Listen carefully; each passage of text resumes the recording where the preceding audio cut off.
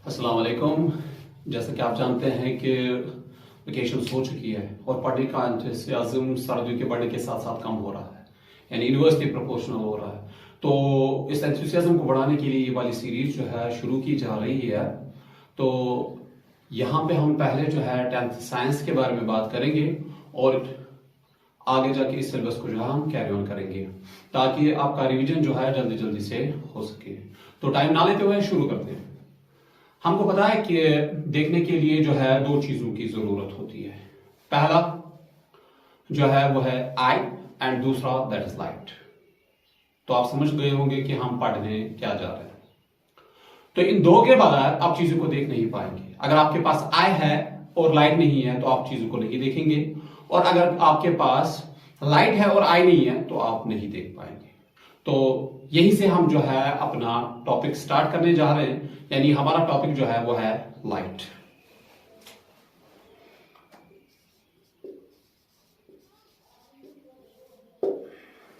Light is defined as an electromagnetic wave, an electromagnetic wave which enables us to see.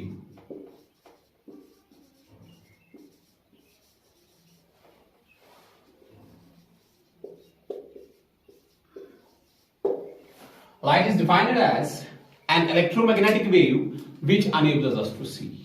यानी ये एक ऐसी wave है जिसकी वजह से हम चीजों को देख पाते हैं। अब यहां पे सवाल उठेगा, वेव किसको बोलते हैं? Propagation of energy is called wave, यानी जब एनर्जी क्या हो जाती है? Propagation of energy. जब लाइट प्रोपगेट हो जाती है यानी ट्रैवल करती है from one very point two another point, तो इस प्रोपगेशन ऑफ एनर्जी को है हम वेव के नाम से पुकारते हैं। जैसे अभी जो है लाइट आ रही है सन से हमारे तक, तो इस प्रोपगेशन ऑफ एनर्जी को हम वेव के नाम से पुकारेंगे। या बाद से हमारे आंखों तक आती है तो इसको भी जो है हम वेव के नाम से पुकारेंगे। तो मोर इन हायर क्लासेस। अब दूसरा उठता है कि ये इलेक्ट्रोमैग्नेटिक है। तो इलेक्ट्रोमैग्नेटिक से मुराद क्या है? इलेक्ट्रो मतलब इलेक्ट्रिक, मैग्नेटिक दोनों। इसमें आपको इलेक्ट्रिक फील्ड भी मिलता है और मैग्नेटिक फील्ड भी मिलता है। तो मतलब इसमें इलेक्ट्रिक और मैग्नेटिक दोनों की प्रॉपर्टीज होती है। ऑल इन ऑल लाइट जो है इलेक्ट्रोमैग्नेटिक वेव है, यानी ऐसी प्रोपगेशन ऑफ एनर्जी है जिसमें इलेक्ट्रिक और मैग्नेटिक प्रॉपर्टीज मौजूद है, जिसकी वजह से हम चीजों को जो है देख पाते हैं।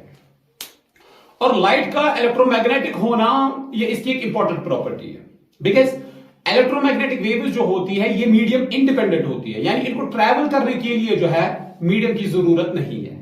इसलिए आप देखते हैं कि हमारे एटमॉस्फेयर के बाहर कुछ भी नहीं है, there is vast empty space, और जहां पे आपको कुछ नहीं मिल रहा तो लाइट वहां से भी ट्रैवल करते हैं।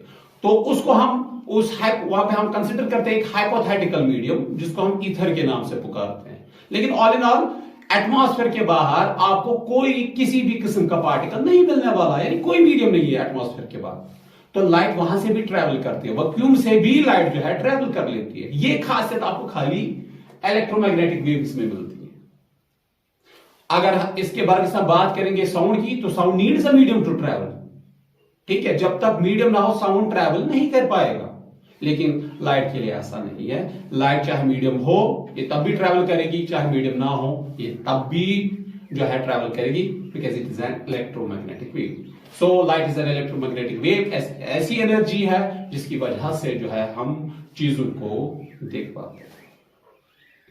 हमारे इर्द गिर्द बहुत सारे ऑब्जेक्टिव्स ऐसे हैं जो इनमें से आधे जो है लाइट को पास ऑन कर देते हैं, यानी उनके अंदर से लाइट जो है पास हो जाती है। कुछ ऑब्जेक्ट्स ऐसे हैं जिनमें थोड़ी सी पास होती है, और कुछ ऑब्जेक्ट्स ऐसे हैं हमारे इर्द गिर्द जिनमें लाइट बिल्कुल भी पास ऑन नहीं होती है। तो on the basis of this we categorise objects around us into three parts. First, transparent objects. दूसरा, ट्रांसल्यूसेंट। तीसरा, ओपैक। ट्रांसपेरेंट ऑब्जेक्ट्स हम उनको कहते हैं जो सारी लाइट को अपने अंदर से जाने देते हैं, and these are those very object through which all the light can pass, just like glass, clear water, etcetera. बात करेंगे ट्रांसल्यूसेंट ऑब्जेक्ट्स की, तो ट्रांसल्यूसेंट ऑब्जेक्ट्स है जो पार्शियली लाइट को एलो करते हैं, यानी इनमें थोड़ी सी लाइट पास ऑन होती है और आधी नहीं होती है, जैसे मडी वाटर,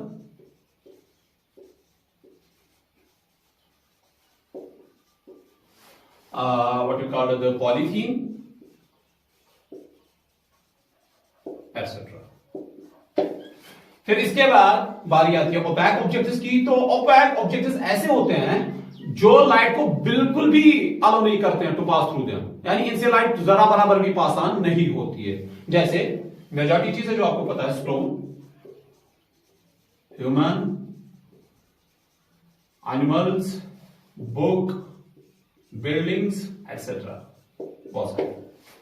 तो जो भी ऑब्जेक्ट्स हमारे इर्द गिर्द है उनको हमने 3 हिस्सों में डिवाइड कर दिया कि ये लाइट को अपने अंदर जाने देते हैं कि नहीं जाने देते। इस बिना पे तो इस हिसाब से हमने ऑब्जेक्ट्स को 3 हिस्सों में कैटेगराइज किया। पहला, ट्रांसपेरेंट ऑब्जेक्ट्स जो लाइट को, पूरी लाइट को अपने अंदर से जाने देते हैं, जैसे ग्लास है, क्लियर वाटर है, एटसेट्रा। फिर है ट्रांसल्यूसेंट ऑब्जेक्ट्स जो पार्शियली लाइट को कंडक्ट करते हैं, यानी पार्शियली लाइट को अपने अंदर से जाने देते हैं, यानी जब लाइट इन पे पड़ेगी तो आधी लाइट पास ऑन हो जाती है, जैसे मडी वाटर है, पॉलिथीन है, एटसेट्रा। और फिर है ओपैक ऑब्जेक्ट्स। ओपैक ऑब्जेक्ट्स ऐसे होते हैं जिनसे लाइट जरा बराबर भी पास ऑन नहीं होती है। तो मेजॉरिटी ऑब्जेक्ट्स जो हमारे इर्द गिर्द है वो सारे के सारे ओपैक ही है, जैसे स्टोन है, बिल्डिंग्स है, ह्यूमंस है, एनिमल्स है, trees, so on and so fourth. इसके अलावा जब हम कायनात में देखते हैं तो हम देखते हैं कि ऐसे ऑब्जेक्ट्स भी हैं जिनके पास अपनी लाइट है, और बहुत सारे ऑब्जेक्ट्स ऐसे भी हैं जिनके पास अपनी लाइट नहीं है।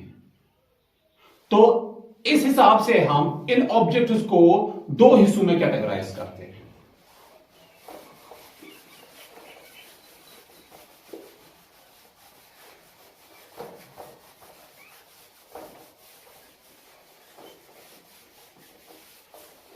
पहला, ल्यूमिनस ऑब्जेक्ट्स।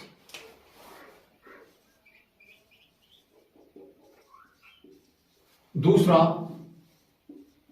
Non luminous. अब ये ल्यूमिनस ऑब्जेक्ट्स कौन होते हैं? ल्यूमिनस ऑब्जेक्ट्स वो वाले ऑब्जेक्ट्स होते हैं जिनकी अपनी लाइट होती है। तो ये ऐसे वाले ऑब्जेक्ट्स हैं जिनके पास अपनी लाइट होती है, जैसे स्टार है, sun is also star, candle, bulb etcetera. तो इनके पास अपनी लाइट होती है, they possess their own light, इनके पास अपनी लाइट होती है। Whereas there are certain objects as well जिनके पास अपनी लाइट नहीं होती है, ठीक है, जब उनको हम नॉन ल्यूमिनस ऑब्जेक्ट्स के नाम से पुकारते हैं, जैसे मैंने कहा अभी भी books, buildings, human, animals etcetera. तो ये ऐसे वाले ऑब्जेक्ट्स हैं जिनके पास अपनी लाइट होती नहीं है। तो इसका मतलब ल्यूमिनस ऑब्जेक्ट्स कुछ ही हैं, तो कुछ ही गिने चुने ऑब्जेक्ट्स ऐसे हैं जो ल्यूमिनस है, जिनके पास अपनी लाइट है, और मेजॉरिटी ऑब्जेक्ट्स जो हमारे अराउंड है उनके पास अपनी लाइट होती नहीं है, and we call them as non luminous objects. अब यहां पे सवाल उठता है, ल्यूमिनस ऑब्जेक्ट्स के पास अपनी लाइट है तो हम उनको देखते हैं, बट नॉन ल्यूमिनस ऑब्जेक्ट्स में जो है अपनी लाइट होती नहीं है, तो इनको हम कैसे देख पाते हैं? तो इस सवाल का जवाब छुपा हुआ है हमारे अगले वाले टॉपिक में, जिसका नाम है reflection of light.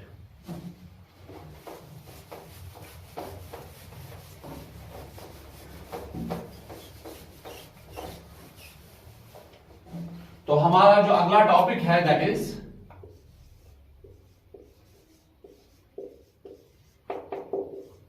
reflection of light. So what is reflection of light? It is defined as the process of bending of light back into the same medium. यानी जब लाइट किसी मीडियम से ट्रेवल करती है, फिर किसी ऑब्जेक्ट पे पड़ती है, तो फिर इस ऑब्जेक्ट से टकरा के वापस आ जाती है, तो इस प्रोसेस को जो है हम रिफ्लेक्शन के नाम से पुकारते हैं। यानी ये है process of bending of light back into the same medium.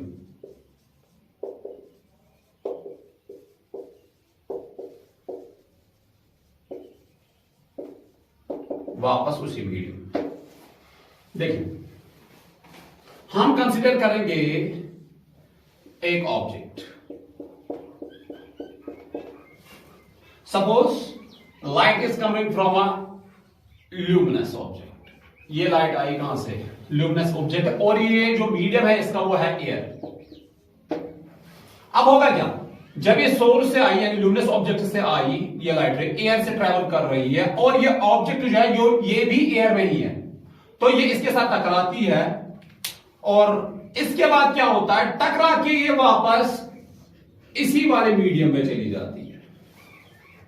इस प्रोसेस को हम रिफ्लेक्शन के नाम से पुकारते हैं। यानी लाइट रे आती है, मान लो एयर से आ रही है, फॉर एग्जांपल एयर से आई, ऑब्जेक्ट को स्ट्राइक किया, और ये ऑब्जेक्ट भी उसी मीडियम में होगा, तो इसको स्ट्राइक किया, और स्ट्राइक करने के बाद ये बैंड होके वापस उसी वाली मीडियम में जो है जाती है। इस प्रोसेस को जो है हम रिफ्लेक्शन के नाम से पुकारते हैं। तो अब होता है क्या, देखिए, जब ये लाइट रे आई, इसके साथ टकराई, और टकरा के वापस आती है, तो फिर हमारी आंखों तक चली आती है, तो ये हमारी आंखों तक आ जाती है।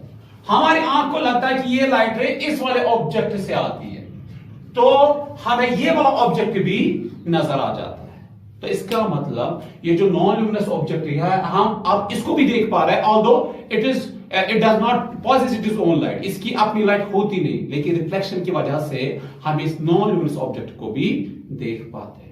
तो पता चला, अगर कायनात में खाली ल्यूमिनस ऑब्जेक्ट होते तो हम गिने चुने ऑब्जेक्ट्स को देख पाते। ये रिफ्लेक्शन है जिसकी वजह से हम मेजॉरिटी नॉन ल्यूमिनस ऑब्जेक्ट्स को देख पाते। तो हमारे इर्द गिर्द ज्यादा नॉन ल्यूमिनस ऑब्जेक्ट्स है, तो अगर रिफ्लेक्शन ना हो रही होती तो हम इस नॉन ल्यूमिनस ऑब्जेक्ट्स को भी देख नहीं पाते। तो जो लाइट रे आती है सोर्स से और स्ट्राइक करती है किसको? नॉन ल्यूमिनस ऑब्जेक्ट को, इसको जो है हम बोलते हैं इंसिडेंट लाइट, और जो फिर बैंड होके रिफ्लेक्ट होके वापस जाती है, इसको हम जो है रिफ्लेक्टेड लाइट के नाम से पुकारते हैं। अब यहां पे हमने एक लाइट रे रखी है खाली, तो हम इसको इंसिडेंट रे के नाम से पुकारते हैं। We call this as incident ray. और वो वाला पॉइंट जहां पे इसने नॉन ल्यूमिनस ऑब्जेक्ट यानी सरफेस को स्ट्राइक किया था, we called that very point as point of incidence. और फिर जो टकरा के रिफ्लेक्ट होके जो वापस लाइट रे आती है, उसको हम कहते हैं रिफ्लेक्टेड रे।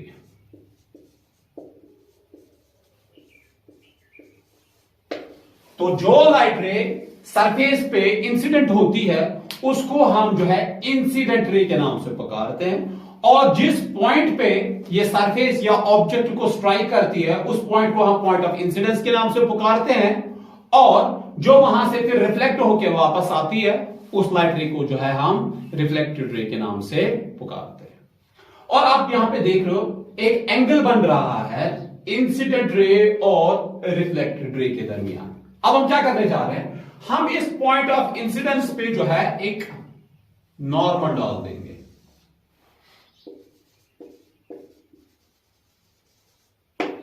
तो ये नॉर्मल ड्रा करने से आप देख रहे हैं कि ये जो एंगल था बिटवीन इंसिडेंट रे और reflected ray, it gets divided into two very parts. एक हिस्सा बनता है इंसिडेंट रे और नॉर्मल के बीच यानी ये, और दूसरा एंगल बनता है रिफ्लेक्टेड रे और नॉर्मल के बीच यानी ये। तो ये जो एंगल बनता है इंसिडेंट रे और नॉर्मल के बीच, इसको हम कहते हैं एंगल ऑफ इंसिडेंस। और जो एंगल बनता है रिफ्लेक्टेड रे और नॉर्मल के बीच, उसको हम कहते हैं एंगल ऑफ रिफ्लेक्शन। सो अब अगर हमसे पूछा जाए what is angle of incidence, हम कहेंगे the angle formed between incident ray and the normal is called angle of incidence, whereas the angle formed between the reflected ray and the normal is called angle of reflection. So जो light ray incident होती है surface पे, we call that as incident ray, और जहां पे ये strike करेगी surface को, उसको हम पॉइंट ऑफ इंसिडेंस के नाम से पुकारते हैं, और जो रिफ्लेक्ट होके वापस आती है हमारी आंखों तक, उसको हम रिफ्लेक्टेड रे के नाम से पुकारते हैं। फिर the angle formed between incident ray and the normal is called angle of incidence, and angle formed between reflected ray and the normal is called angle of reflection. ये तो हो गया कि रिफ्लेक्शन होती क्या है और हम रिफ्लेक्शन की वजह से चीजों को कैसे देख पाते हैं, लेकिन इसके अलावा भी कुछ चीजें हैं जो रिफ्लेक्शन के साथ एसोसिएट है। पहली चीज, जब लाइट किसी ऑब्जेक्ट पे पहली मर्तबा पड़ती है तो ये क्या एक ही बार रिफ्लेक्ट होती है? जी नहीं, ऐसा नहीं है। जब लाइट किसी वाले ऑब्जेक्ट पे पड़ती है तो ये बार बार रिफ्लेक्ट होती है जब तक कि इसकी एनर्जी जो है खत्म ना हो जाती है। यानी अगर हम कहें कि लाइट रे आई, किसी ऑब्जेक्ट पे पड़ी, फिर यहां से वापस रिफ्लेक्ट होगी किसी दूसरे ऑब्जेक्ट पे, फिर वहां से वापस, और ये प्रोसेस तब तक चलती रहेगी चलती रहेगी चलती रहेगी जब तक कि लाइट की एनर्जी एब्जॉर्ब ना हो जाए, ठीक है, तब तक ये रिफ्लेक्शन होती है। तो पता चला कि लाइट शोज मल्टीपल रिफ्लेक्शन, ठीक है। लाइट खाली एक मर्तबा रिफ्लेक्ट नहीं होती है, ये बार बार रिफ्लेक्ट होती है जब तक कि इसकी जो एनर्जी होती है वो सारी की सारी सराउंडिंग्स में एब्जॉर्ब ना हो जाए। तो इसका मतलब इस वाले रूम में अभी लाइट ऐसे यहां से वहां, ऊपर नीचे दाएं बाएं, हर एक साइड से भी लाइट रेस क्या कर रही होगी, यहां से वहां जा रही होगी। तो लाइट शोज मल्टीपल रिफ्लेक्शन। अब हमारा जो अगला टॉपिक रहता है वो ये है कि what are laws of reflection.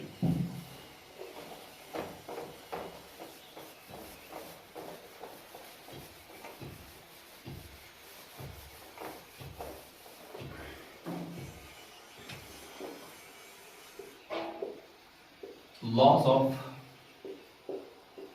reflection. There are two laws of reflection. पहला, angle of incidence is always equal to angle of reflection. यानी अभी जो हमने पढ़ा ये angle of incidence, ये हमेशा बराबर निकलेगा आपको किसके, angle of reflection के। तो एंगल ऑफ इंसिडेंस ये यानी ये, इसको हम डिनोट करते हैं आई से, और एंगल ऑफ रिफ्लेक्शन को डिनोट करते हैं आर से। So first law is saying that angle I is always equal to angle R. ये हो गया पहला लॉ कि angle of incidence is always equal to angle of reflection.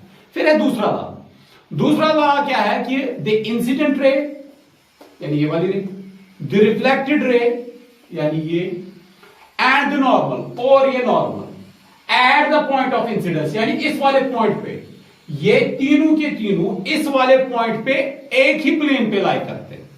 यानी दूसरा लॉ क्या है हमारा, the incident ray, the reflected रे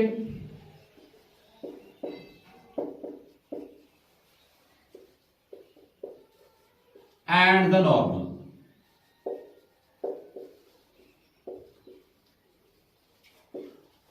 at the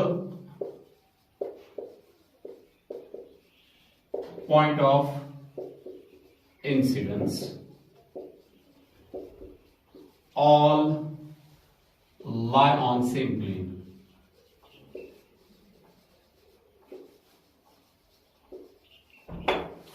The incident ray, the reflected ray and the normal at the point of incidence all lie on the same plane. यानी incident ray, reflected रे और ये normal at the point of incidence यानी इस वाले point पे हमेशा ये तीनों के तीनों यानी इंसिडेंट रे, रिफ्लेक्टेड रे और नॉर्मल आपको एक ही प्लेन पे जो है मिलेंगे। ये इसका दूसरा लॉ।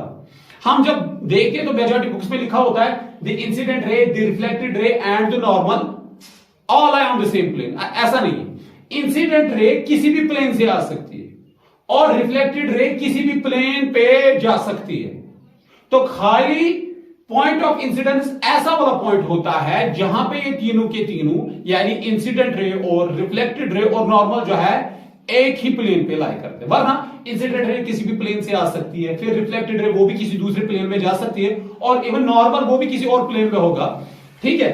लेकिन पॉइंट ऑफ इंसिडेंस वाहिद ऐसा वाला पॉइंट है जहां पे ये तीनों के तीनों आपको एक ही प्लेन पे जो है मिलेंगे। तो लॉज ऑफ रिफ्लेक्शन को एक्सपेरिमेंटली वेरीफाई करने के लिए जो है हम एक एक्टिविटी करेंगे जो इस वीडियो के आखिर में जो है ऐड अप की जाएगी। देखिए, यह है लेजर को हमने पॉइंट किया है टुवर्ड्स द मिरर। तो ये वाली लाइट रे जो है इसको हम इंसिडेंट रे के नाम से पुकारते हैं, और ये जो यहां से जा रही है रिफ्लेक्टेड रे है, और जहां पे ये मिरर को स्ट्राइक कर रही है उसे हम पॉइंट ऑफ इंसिडेंस के नाम से पुकारते हैं। तो ये होगी रिफ्लेक्शन। लेकिन जैसा कि मैंने पहले कहा हुआ कि लाइट शोज मल्टीपल रिफ्लेक्शन, तो हम क्या करने जा रहे हैं, हम एक और मिरर जो है रिफ्लेक्टेड रे के पाथ में एड ऑन कर देंगे। तो देखिए, लाइट 2 बार रिफ्लेक्ट हो चुकी है, अगर चाहे तो लाइट इससे ज्यादा मर्तबा भी रिफ्लेक्ट होगी। देखिए, इस फिनोमेना को हम मल्टीपल रिफ्लेक्शन ऑफ लाइट के नाम से पुकारते हैं।